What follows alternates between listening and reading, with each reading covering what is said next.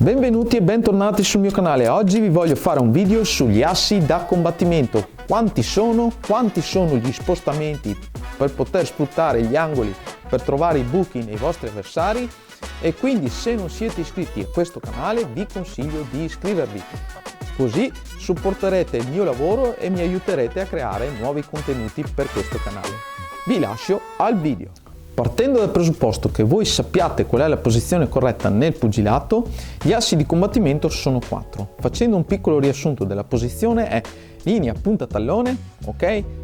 Piedi larghezza delle spalle, gambe leggermente flesse, questa è la nostra posizione di partenza. La linea che passa da punta tallone che va verso il nostro avversario, quella è la linea principale d'attacco, quindi il nostro principale asse di combattimento.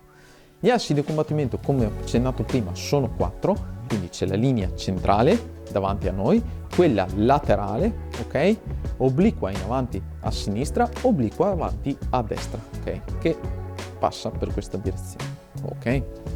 Sapendo quanti sono gli assi, ma i spostamenti sono 8 sugli assi, perché abbiamo in avanti sul primo asse, indietro, a sinistra sull'asse laterale, a destra, ok, in obliquo in avanti, indietro a destra, obliquo indietro a destra, ok, obliquo in avanti a destra, ok, obliquo indietro a sinistra, ok.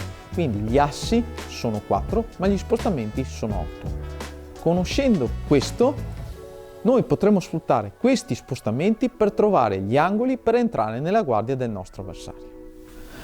Parliamo di esempi pratici. Allora, come possiamo spostare il nostro asse per entrare nella guardia del nostro avversario? Esempio più semplice e più banale: spostamento laterale a sinistra con incrocio col diretto.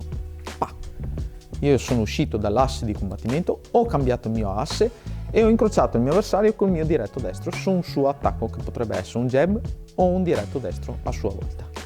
Ok? Quindi questo cambio di asse mi ha dato l'opportunità per contrattaccare contro il mio avversario, schivando magari un colpo possibile pericoloso per me.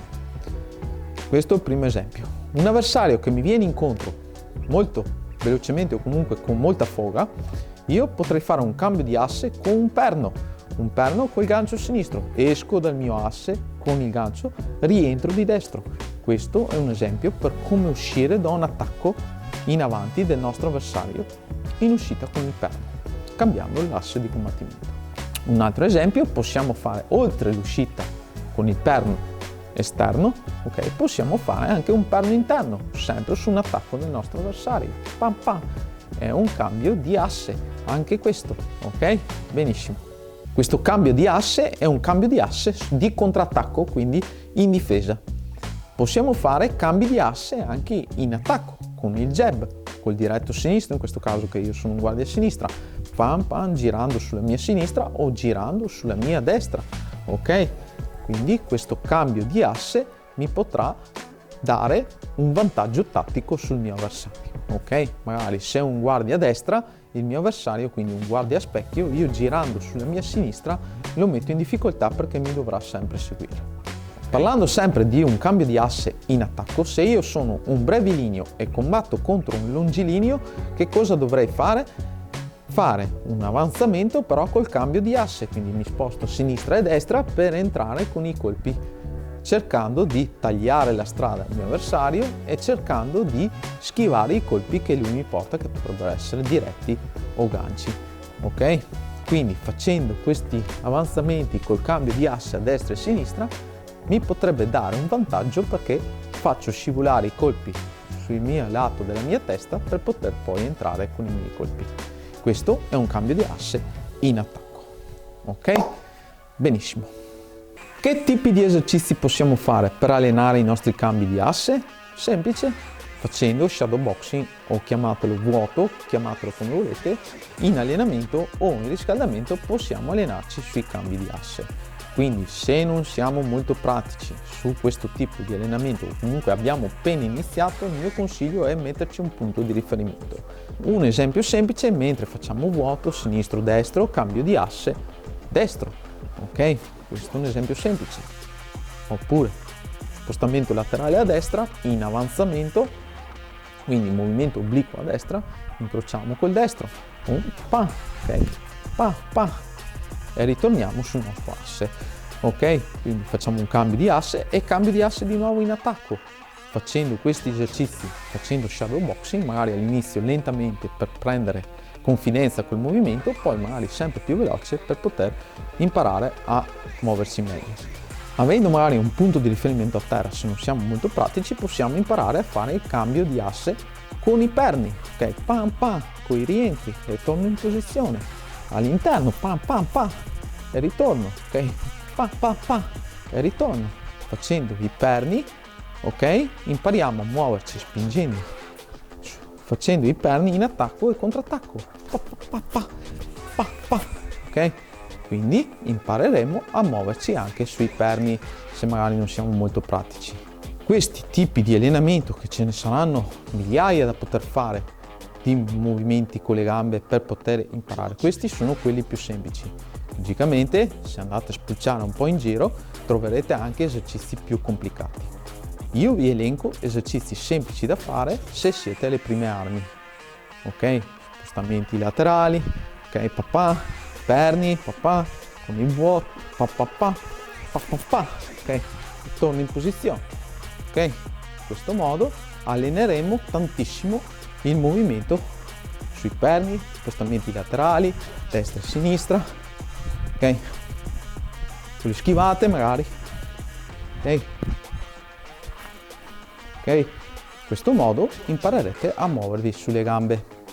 Questo vi aiuterà a migliorare il vostro gioco di gambe.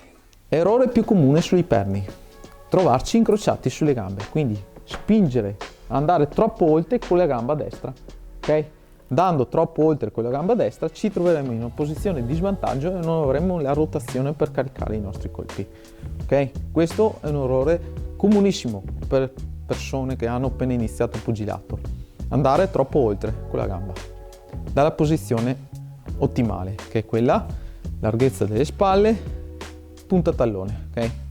Per poter avere la rotazione per mettere i colpi, che sia un sinistro o che sia un destro. Errore comune invece sul spostamento laterale è quello di andare anche qua troppo oltre, perché ci troveremo sempre nella situazione di prima, con i piedi incrociati, e non avremo la rotazione per poter mettere la potenza dei colpi, ok? Un altro errore comune che potrebbe essere, specialmente negli spostamenti indietro e in avanti, avere la posizione troppo corta. Avere una posizione troppo corta, non abbiamo stabilità e non abbiamo potenza di spinta sulle gambe, ok? Oppure avere la posizione troppo lunga, ok? Ci troviamo troppo distanti con le gambe, quindi il recupero della posizione sarà molto più lenta, meno rapida nei movimenti. Questo specialmente nei dilettanti. Nel professionismo alcuni pugili tendono ad avere le posizioni più larghe, però lì perché sono un po' più statici nel movimento, nel professionismo, confronto al dilettantismo. Quindi avere una posizione ottimale nei dilettanti è meglio, perché avremo più rapidità sulle gambe. Quindi questi sono gli errori più comuni che potrebbero succedere a un pugile che sta iniziando da pochi mesi ad allenarsi, ok? Che sta iniziando a muoversi sulle gambe. Come possiamo risolvere questi errori? Facendo tanta pratica. Quindi ci mettiamo là e lavoriamo sul movimento fin quando non arriviamo a un movimento della posizione corretta delle gambe. Ok? Vi ricordo nei spostamenti che è la gamba opposta che spinge la gamba che si sta spostando. Quindi se devo andare a sinistra è la gamba destra che mi spinge. Se devo andare a destra è la gamba sinistra che mi spinge. Ok? Non è un trascinamento, ma è un leggero scivolare, ok? Sia ben chiaro.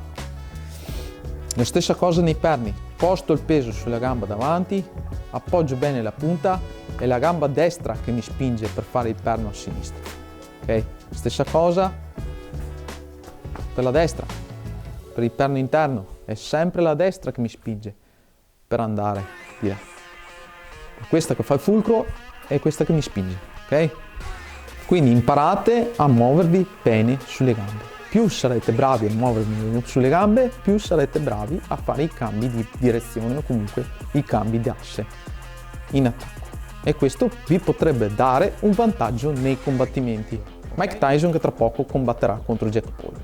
Mike Tyson aveva un cambio repentino e rapido dell'asse di combattimento, specialmente quando faceva il peekaboo. Quando faceva il peekaboo faceva il movimento a tergicristallo saltando per poter entrare con i suoi colpi, per trovare gli angoli, i buchi per poter entrare con i colpi potenti. Questo cambio di velocità, direzione e cambio d'asse gli dava l'opportunità per entrare nella guardia del suo avversario. Un altro pugile professionista che aveva cambi di direzione veloci e rapidi, che ancora attualmente combatte, è Lomachenko. Lomachenko aveva quei perni veloci e rapidi, ok, che usciva dall'avversario, l'avversario si trovava disorientato e lui riusciva a trovare i buchi per poi entrare con i suoi colpi veloci e potenti. In questo modo ha vinto parecchi incontri, poi se lo sono un po' studiato e hanno capito un po' come contrastare la sua box.